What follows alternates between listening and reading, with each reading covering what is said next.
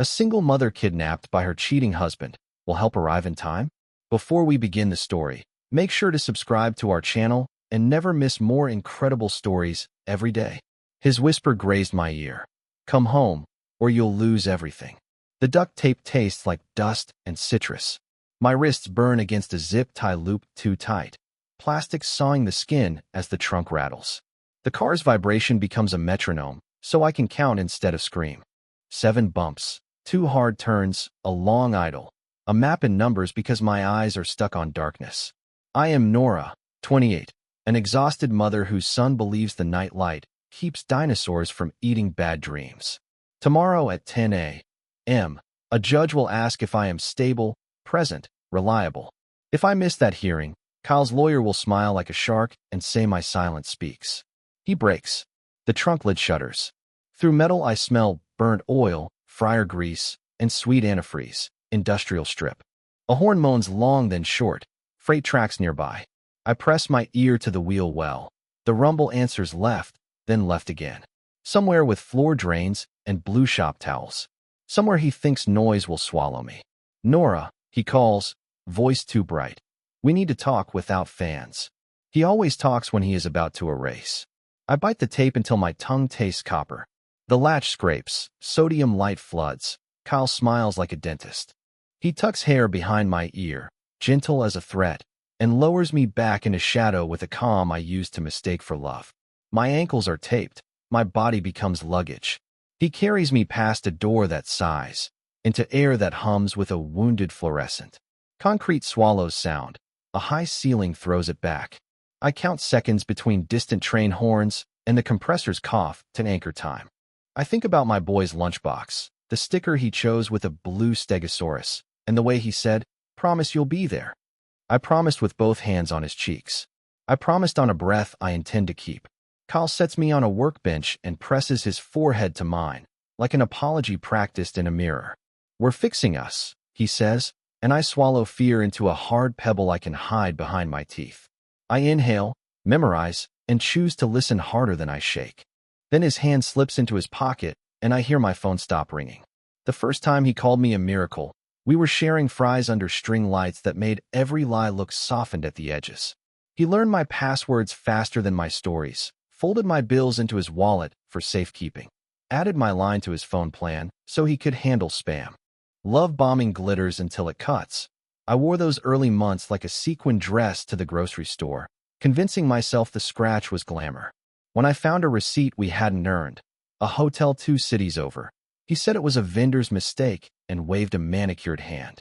The apology that followed had props, roses, a playlist, a weekend coupon he never redeemed. He did not change, he rebranded. Control arrived as droughts. He held back gas money, lowered card limits, forgot the rent envelope on days I couldn't leave work. After our son, he rearranged my calendar from his phone. Sitters received cancellation texts from me. He called it help. It felt like being erased with pleasant stationery. I kept a magnetic spare key under the balcony rail and told no one. He still found it. The last month apart, he returned with a staged humility. A stuffed stegosaurus for our son. Hot chocolate for me, extra marshmallows. "I'm done with lies," he said, tears catching light like glass. The toy chirped when squeezed. Cute, harmless. I tossed the receipt, kept the dinosaur, and tried to believe in soft things. Yesterday, it chirped on the counter with no hand on it. I told myself batteries shift. I told myself houses settle. I told myself courage looks like ignoring shadows. Then my phone flashed a spoof call from my workplace that ended in breath and a click. Mia, my neighbor, set down a tote of snacks and studied the hall camera feed with a frown. "You still seeing that gray sedan?" she asked. "Probably a parish volunteer," I joked, even as the dented bumper in my window reflected dusk like a dull blade. I hugged my son, smoothed his hair, and counted the hours to court like stepping stones in floodwater. When the dinosaur chirped again from an empty room, Mia and I each.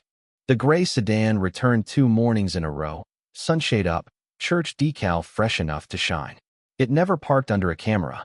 The driver's silhouette was a hat brim and a throat moving with slow swallows.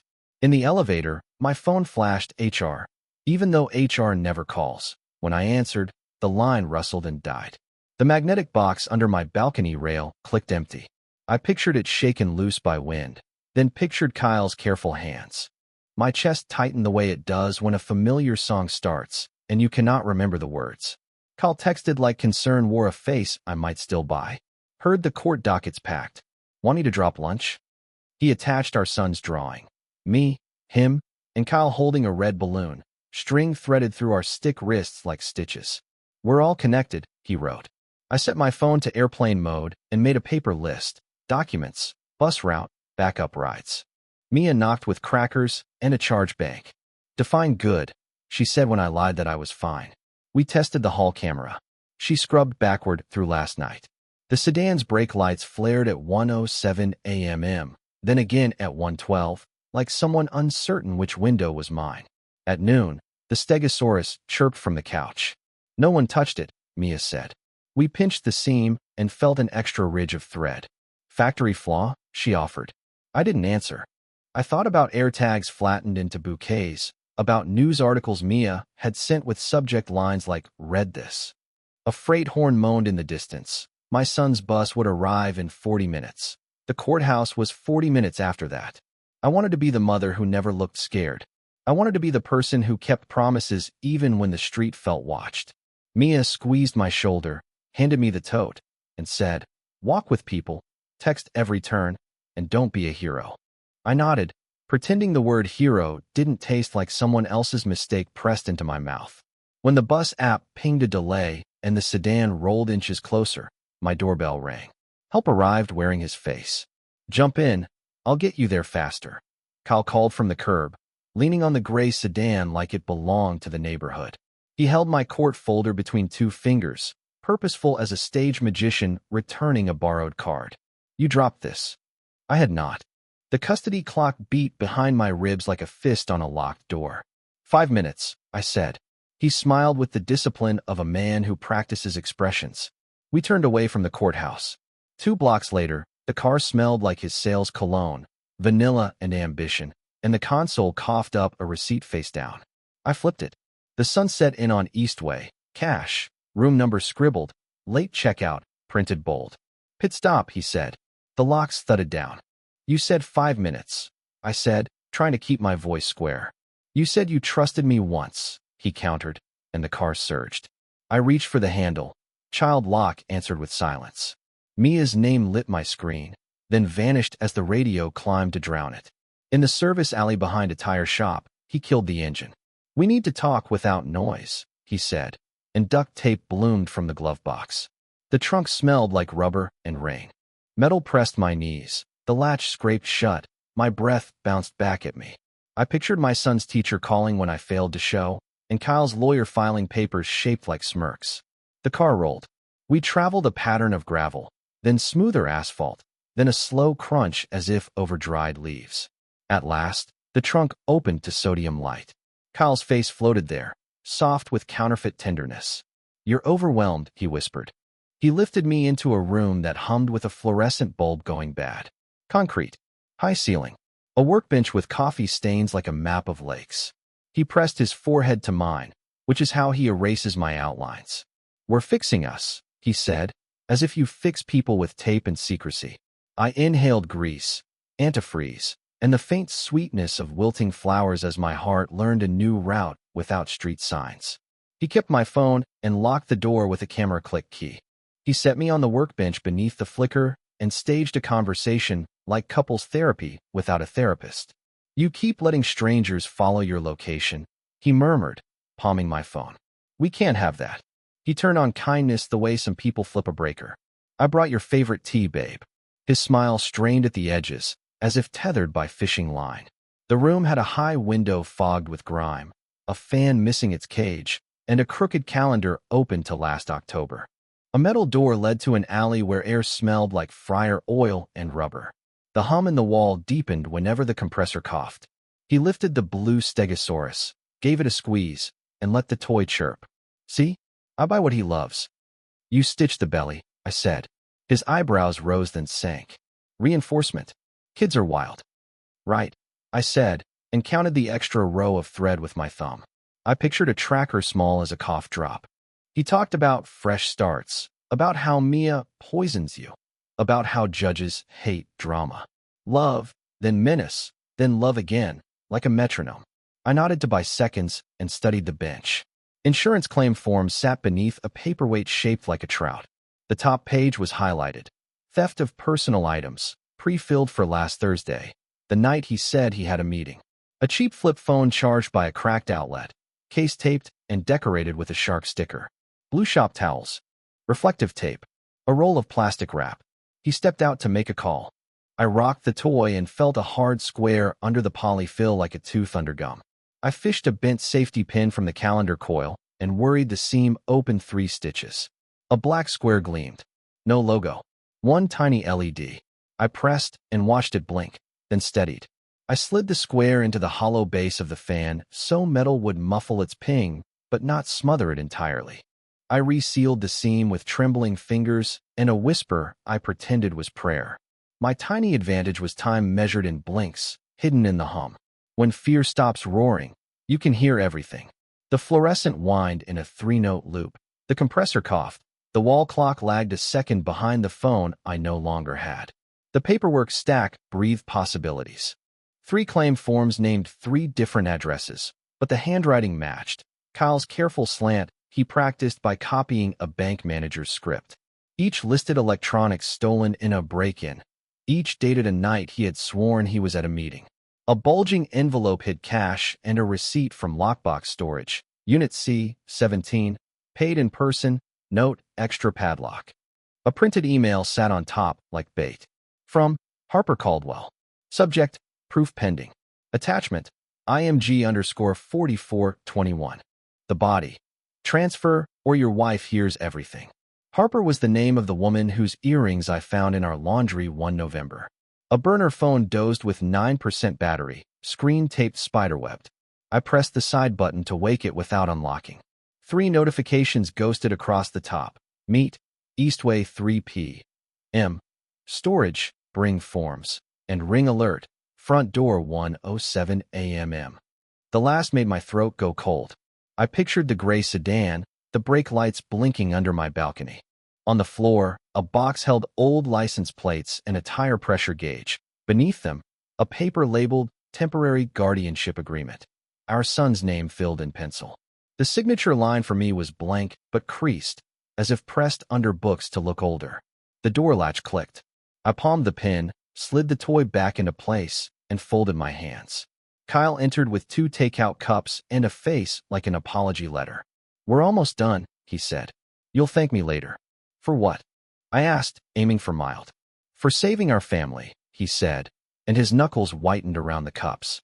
I filed his tells. The throat swallow, the smile repinned, the micro glances toward the bench where the forms lay. There was a crime here. I could feel its shape even if I couldn't yet name every edge. I chose evidence over begging, because pleading is a language he wrote. When fear finally quit shouting in my ears, the room got loud with useful things. The fluorescent light sang in a tired 3-note loop. The compressor coughed like a smoker 2 doors down. Every time a train cried, the high window shivered and the dust trembled like brown snow. I counted the beats between the horn and the echo. 3 Mississippis meant open ground nearby. A bell chimed in 3s from outside, something like a diner door welcoming small talk and cheap coffee. Even my breath seemed to annotate the air, tasting fryer sugar and burned oil. He thought noise would swallow me. I decided to make it tell the truth. I studied the paperwork stack again. The insurance claims printed with 3 different addresses, but his same tidy slant. The temporary guardianship creased to look old. The lockbox storage receipt marked C-17, paid in cash. A burner phone blinked in sleep near a paperweight trout, and the blue stegosaurus sat where I'd left it, chirp dulled because the tracker whispered from the fan's hollow base. Kyle paced, talking to someone he didn't want me to hear, voice syrup sweet, and full of terms like transfer and leverage. He ends calls like he leaves rooms, without footprints, on purpose. When he stepped out again, I slid off the bench and pressed my ear to the metal door. A rolling gate rattled in the distance. A kid laughed into a phone and said, "By the tracks, bro." Miles away, yet exactly here. Mia would be hunched over our hallway cam feed, annotating timestamps, zooming on the gray sedan's dealer frame, and building a playlist of noises: horn, bell, compressor, skate wheel. She catalogs the world like an archivist of alarms. She'd call the precinct and ask for Detective Ruiz, the one who told her community watch that evidence is a story told by clocks. She'd give him grease, trains, bell, and wait for silence that meant yes. My job was to survive long enough to become a paragraph in that story. I flexed my wrists against the zip tie until heat sharpened into ache. The plastic thinned. It whispered a promise. I breathed out, slow and steady, and memorized how escape sounds right before it happens. Then the latch clicked and Kyle walked back in with a small, bulging envelope and eyes that didn't blink enough. My zip tie held by a hair, and his patience held by even less. Kyle loved props. He set the envelope on the bench like a centerpiece and nudged the blue stegosaurus into frame, fatherhood as stage design. One signature, and we're a family again, he said. He uncapped a pen with his teeth and smoothed the fake guardianship as if love had wrinkles. I kept my voice low and simple, the way older jurors on TV say they prefer. Water? I asked, so I don't faint in your car. He hesitated because control hates any request it didn't write. The hesitation told me more than any yes. When he turned to grab a cup, I dragged his takeout lid through the coffee ring and spun the flyer beneath until the stains circled a word: Trainside. A stupid trick. A little lighthouse. The room had a cracked outlet plate that caught the high window's shine. I angled the paper just enough to catch a reflection, backward letters from a next-door sign. JX, something, lube. It might be nothing. It was everything. The bell chimed in threes again. The compressor exhaled. The train moaned like a long animal. I squeezed the toy once. Thin chirp, brave light buried in the fan's belly, and pictured that tiny beacon pinging through the metal like a cough through a thin wall. You stitched this, I said. Reinforced. He lied, the way he lies when his tongue is tired. Across town, Mia would be saying the clues out loud to keep panic honest. JX, trainside, donut smell. She'd list, drawing a fat loop on a map with a highlighter no one else would use. She'd text Daniel only because she knows he'll go anyway if she doesn't. She'd tell him, observe, don't rescue. And he'd swear he understood while tying his boots too tight. Detective Ruiz would ask for times and distances, and whether the bell was electronic or metal, Mia would know. She collects details like grandmothers collect recipes. Kyle returned with water and a new, brittle smile. Sign, he said. I made my hand shake, dragged the pen over air, and let the zip tie dig deeper so my wrist bruises could become captions later. I needed one more breadcrumb and a chance to leave it where police would hear. Bathroom, I said, already standing. He hates plumbing. He hates being told. He hates that I can still use the smallest door to make a plan bigger than his. He followed to the frame, watching like suspicion just learned to walk. I shut the door and started whispering a map into the vent. Eastway. Sunset Inn. JX Tire. Trainside. I said it soft and clear into the vent, then flushed so any microphone on the other side could stamp the time. I photographed the hairdryer label for the motel's phone number, then slid the burner behind the sink's P-trap with its little camera facing the mirror. 3 seconds of my whisper recorded onto a dying battery felt like a parachute sewn from receipts, but parachutes don't need to be pretty. They need gravity and a chance. I turned the faucet loud and studied my face. Zip tie burns had written parentheses around my bones. I looked like every woman who stayed too long and left too late and still decided that later was early enough to matter. You're almost there, I told the reflection. When I stepped out, Kyle was standing oddly still, reading a text he didn't want me to see. Transfer now. His screen flashed before he palmed it away. Harper. The name snapped between us like floss that cuts the gum. He needed me quiet for exactly as long as it took to pay off a ghost. Which notary? I asked, gentle as lint. Next door, he said. Quick stamp, then we get our boy. He said our like a deed, like I was the land. I nodded and kept his eyes on me while, behind him, the coffee ring circled trainside like a target, and the dinosaur sat beneath the reflected JX like a blue, smiling witness. I signed my name on the wrong line with a flourish, because if he was going to steal something, I wanted him to steal a mistake. Outside, the bell chimed in threes again, the train sighed, and the compressor started its smoker's song.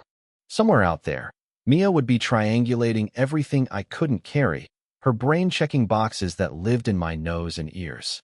Somewhere out there, Detective Ruiz would be finishing a sandwich without a bite mark and saying into a radio, "Units hold. Verify before approach." Somewhere out there, Daniel would be chewing his tongue not to run. Kyle gathered the papers, the envelope, the toy, and my phone, then smiled like he'd just turned back time. "Let's go," he said, and I let him, because sometimes the only way out is through the last door you want to open. I brushed my wrist against the bench edge, felt the zip tie thin to a soft snap, and kept my hands together so he wouldn't notice my freedom yet. I walked beside him and pretended the leash still held. He rented urgency like a sports car. "We're late," he said, hustling me down the corridor toward light that smelled like hot rubber and sugar. The roll-up door yawned. The alley flashed oil rainbows. Beyond the chain link, a diner's fan coughed sweetness into gray sky. I stumbled once on purpose at the drain lip, so his grip would bruise where a camera could see. He shoved me into the sedan, radio snapping loud to swallow phone calls and thought. I pulled a loop of seat belt into the latch so the door wouldn't seal, left a breath of air where a scream could live if it needed to be born. We drove a right, an immediate left, then a long straight where a fence hummed with truck vibration. I slipped my heel under the floor mat and found a magnet tracker clipped to the passenger rail. His habit, his paranoia, his belief that owning a map meant he was the only path. "You're doing great," he said, patting my knee like a coach bribing adrenaline. My smile showed all my teeth because teeth are armor when truth isn't safe yet. A cruiser slid past the other way. Kyle swallowed hard enough to move his whole throat. "No scenes," he said, to himself more than me. The sunset and lot appeared like a stage direction. He parked under a sad tree, grabbed the envelope, the toy, my phone, and his story, and marched me up the stairs. Room 27 was 2 doors from the ice machine. A camera blinked over the soda bay like a tired guard. He scanned the balcony, calculating exits, counting witnesses, rewriting courage as convenience. "Quick notary," he said. Then family. Family sounded like a sentence without a verb. Inside, he did what he always does, checked closets for imaginary men, tried to make me laugh, performed harmless. I asked for the bathroom and he rolled his eyes, but he let me go because even tyrants must respect plumbing. In the vent, I left one last message, "Sunset in, room 27, and flushed again for punctuation. When I came out, he was on the phone with a voice I couldn't hear, saying, "Now." Then she's quiet. And that was when a shadow moved at the corner of the window, and the air felt suddenly organized. A confident knock landed on the door, and Kyle's smile broke like a cheap plate. I knew that knock wasn't housekeeping. Kyle's eyes cut to the peephole, then to me, calculating whether I'd scream before or after the door swung. "Don't," he hissed. I lifted my hands like they were still bound and said nothing. He cracked the door on the chain. "Sir," a calm baritone asked. "Front desk. Notary's here. You requested a quick stamp." He had, sort of. He had muttered about it at reception while pretending to look for a pen. "We're good," Kyle said, throat tight. The voice didn't move. "State ID for both parties, please." Real swift. I watched his tongue press his molars the way it does when he feels cornered by paperwork. He relented, slid the latch, and opened the door to a middle-aged man with a clipboard, a hotel badge, and kind eyes that didn't blink too much. Behind him stood a woman with a legal pad, ponytail, and the soft kind of shoes you wear when you walk a lot of hallways. "Ma'am," she said, eyes meeting mine, "we'll keep this brief." The notary set the clipboard on the dresser. "Names?" he asked. I answered first, clear, steady. The woman nodded and shifted just enough for me to see the edge of her badge. "Ruiz, DT." The notary's pen scratched. "Date of signing?" he asked. Kyle hovered, impatient, and reached for the toy like a talisman. The woman smiled a neighborly smile. "Cute," she said. "Mind if I see it?" He handed it over with a flippant shrug. She pressed the belly once. The chirp was small but brave. A knock echoed from the balconied walkway. Another voice, younger, called, "Maintenance." Kyle flinched. The notary paused, then continued writing very ordinary things that suddenly sounded like verdicts. "Witness present. ID verified." "Sir," Detective Ruiz said in that soft hallway voice, "we can do this here with signatures, or we can do it downstairs with statements." Kyle laughed too loud. "Statements about what?" He stepped toward the door. I drifted toward the bathroom vent. The notary's pen clicked, and became a tiny camera. The ponytailed woman set the toy gently on the dresser beside the envelope and tapped her legal pad twice. Two officers moved into view at either end of the balcony, casually framed by vending machines and sunburned paint. Kyle swiveled, face whitening, fingers tightening around the envelope. Kyle lunged for the balcony as Ruiz shouted, and glass exploded outward. He didn't make it far. The balcony rail flexed under his weight. A uniformed officer outside hooked two fingers in his belt and pivoted with practiced boredom. Kyle stumbled back into the room, swearing, and slammed into the dresser so hard the toy bounced, chirped, and rolled beneath the bed. "Enough," Detective Ruiz said, voice still gentle for the listeners who might later become jurors.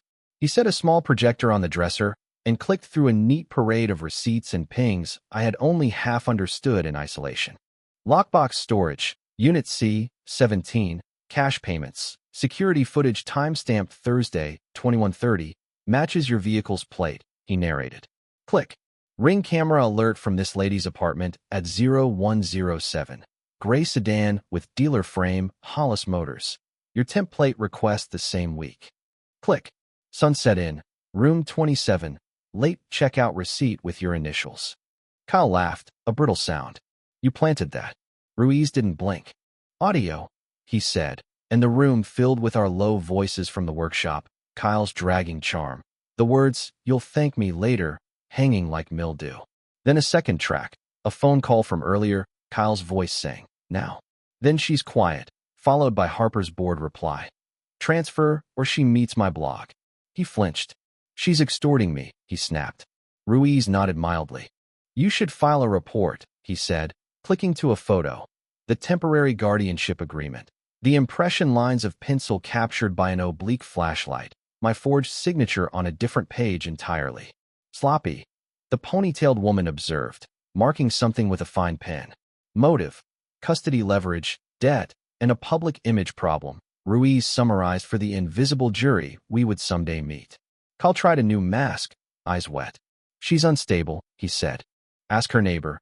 Mia makes drama for sport." The door opened to reveal Mia in the hallway with Daniel blocking like an affectionate boulder. "I'm the sport," she said dryly. Ruiz didn't invite them in. He kept the stage small. "Ma'am," he said to me, "do you want to leave this room?" I did. But I also wanted the last dot connected, the piece that would stop him from rewriting this into a misunderstanding later. I crouched, reached under the bed, and retrieved the stegosaurus. I pressed the seam where I had re-sewn it with a stolen pin. The LED winked like a tired firefly. "That was in her toy," I said quietly. Then he smiled at me and handed Ruiz a second phone. The second phone made the projector's story tighter and meaner. It held screenshots of the stage theft claims sent to two different adjusters, the spreadsheet titled Losses, Q4, where electronics were mapped to addresses like soldiers to ground, and a Notes app confession that wasn't exactly a confession.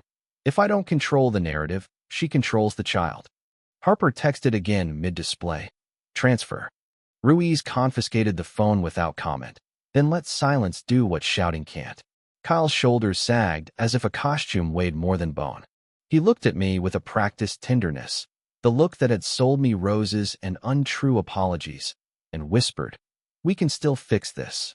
The room shifted into after. The projector clicked off. The toy made one last brave chirp and went quiet. Two paramedics, strangers with soft hands and precise eyes, stepped in to check my wrists and measure the world back into numbers. Blood pressure, respiration, documented bruising. "You're safe now," one said, which is the loveliest lie. Ruiz read Kyle a version of his rights that could survive cross-examination and internet commentary. Paper cuffs of bureaucracy followed. Steel cuffs waited downstairs. As they led him away, he turned back like a boy sent to detention and said, "Tell our son I tried. I found a place inside where echoes couldn't reach." "I'll tell him I kept a promise," I said. Downstairs, the motel office smelled like lemon cleaner and apology mints. A desk clerk cried quietly while printing copies of the log. Mia rubbed circles between my shoulders and told me the diner bell was, in fact, metal, not electronic. Daniel paced fierce little rectangles and said, "If he'd jumped, you would have watched and documented." Mia finished, and he made a face that meant he hated how right that was. Ruiz took a simple statement from me. Times, smells, words I remembered verbatim, the vent whispers, the train horns, the fake guardianship form already bagged. He spoke to me as if I were both witness and expert in my own life, which felt like oxygen. We'll need you tomorrow, he said. Custody judge, 10 a.m. The truth is heavy, but it's also very patient. I tried to sleep that night and dreamed of doors with no hinges. But the custody judge requested testimony from me tomorrow at 10. Morning arrived like a lesson in gravity. A victim advocate met me at the precinct and walked me past the news vans with a blanket around my shoulders as if I were cold, which I was, but not in the way blankets fix. The emergency custody motion snuck ahead of the day's docket because danger and timing are cousins. In chambers, the judge had paper tidied into quiet stacks. My voice felt borrowed, but it worked. I told the story without embroidery. The gray sedan, the duct tape, the workshop that sang like a broken hive, the receipts, the vent, the notary who was not a notary, the balcony, the projector. I did not mention forgiveness because courts don't stamp that. I mentioned dates and times and the coffee ring around trainside because that's how the truth holds still. Kyle appeared by video from intake, eyes at half-mast, lawyer whispering like a lint brush. He said I was dramatic. The judge said drama was not a defense when paired with evidence. A temporary protective order bloomed in 3 copies. Custody terms settled like furniture placed by calm hands. My son's school received a list of who may pick him up. The front desk pinned a photo and a polite sentence that was really a wall. Mia honed a neighborhood watch routine into a living thing. Daniel learned to text instead of charge. Ruiz promised follow-up with an exactness that felt like a rope laid across a creek. Home. I traded the workshop's hum for my apartment's refrigerator click and the purr of the neighbor's elderly cat. We installed window sensors. I learned to sleep with the stegosaurus off because the chirp made my heart run. Therapy appointments went on the calendar with the same gravity as court dates or school plays. I wrote our safety plan in bold, explaining it to my son with soft words and clear rules. Who to call, what to say, where to stand if the world suddenly grew teeth. He listened like a scientist. Can we still have pancakes? He asked. Always, I said. We made them in dinosaur shapes and burned the first batch like an offering to the day that didn't win. Then Mia forwarded a message from an unknown number. You forgot something. The message included a photo, the toy stegosaurus beside a lockbox key tagged C-17, a smear of coffee like a half-moon in the corner. For a second my lungs forgot the algorithm for air. Then I saw the timestamp, 2 days earlier, before the motel, and the sender's email masked but traceable. Harper Caldwell at a domain used by a gossip blog that lives on side eyes and monetized regret. Mia lifted an eyebrow. Your call, she said. Detective Ruiz, looped in by default now, wrote, do not reply. We're handling the blackmail. My hands itched to type a sentence sharp enough to cut rope. I set the phone face down instead. Healing isn't compliance. It's a set of small refusals that add up. I refused to narrate my panic to strangers, to let my son's bedtime be colonized by other people's headlines, to wear shame like a uniform in a town where everyone knows the diner bell's voice. I refused to be brave alone. Group therapy on Thursdays turned women's names into a quilt. Jade with the torn wristband, Rosalind who counted exits like rosary beads, a retired nurse who said in the steadiest voice, we get to be ordinary again. I found ordinary in weird places. Labeling leftovers, sharp pencils in a mug, the smell of my son's hair after bath night, a neighbor's unremarkable gossip about potholes and geraniums. People online argued about me as if debate were CPR. I stopped reading. I kept evidence. I kept showing up. School meetings, courthouse corridors, the little life that makes big monsters shrink. I wrote this because stories are how we mark the path for those coming after us. The ones who will smell grease and hear trains and need the sentence that says, you're not wrong, and there's a door. If you need a practical takeaway, here's mine. Document the small things. Hide a copy with someone boring. Learn the sounds your street makes when it's safe. And if you love a person who makes you smaller, understand that leaving is not a single act. It is a practice learned in rooms without windows, in kitchens with pancakes, in whispered maps through vents. Tomorrow we stand at the courthouse steps, and I will answer.